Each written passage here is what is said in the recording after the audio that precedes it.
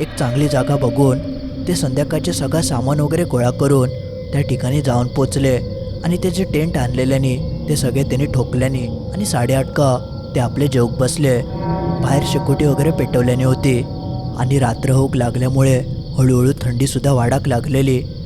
त्यांनी मस्तपैकी चिकन वगैरे खाल्याने 9पर्यंत त्यांचं जेवण वगैरे झालं आणि तोपर्यंत बाहेर एकदम सुकसुकाट पडलो. चित्रविचित्र प्राण्यांचे आवाज त्यांना येऊक लागले आणि ते आपले तसेच रात्री गप्पा वगैरे मारून आपापल्या टेंटमध्ये जाऊन झोपले. तरी रात्री 11च्या दरम्यान त्यांच्या कानावर एक आवाज पडलो. असं वाटत होतं की कोणतरी बाजूक टाकलेली हाडा टारा दातान तोडता. त्यांना आपला वाटलं की कुत्रो वगैरे कोणतरी इलेलो दिसता, पण त्यांना मात्र जाणवलं की कोणतरी आजूबाजूक फिरता. पण त्यानंतर त्यांना समजलं की ते चारवले जण टेंटमध्ये होते आणि बाहेर कोणता भलताच फिरत होता. अय काय करतास? स्पष्ट एका माणसान त्यांका बाहेरसून आवाज दिल्यान. पण एवढ्या रातचं असं होय कोण कशाक येतलं? तेवढ्यात परत त्यांका आवाज येलो.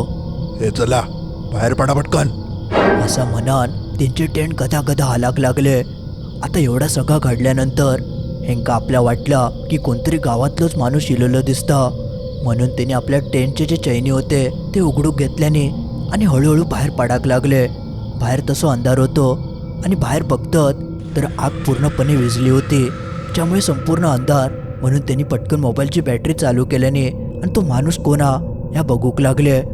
पण जसे ते बाहेर येऊन बघतात तर त्या चौघांव्यतिरिक्त बाहेर कोणच नाही होता.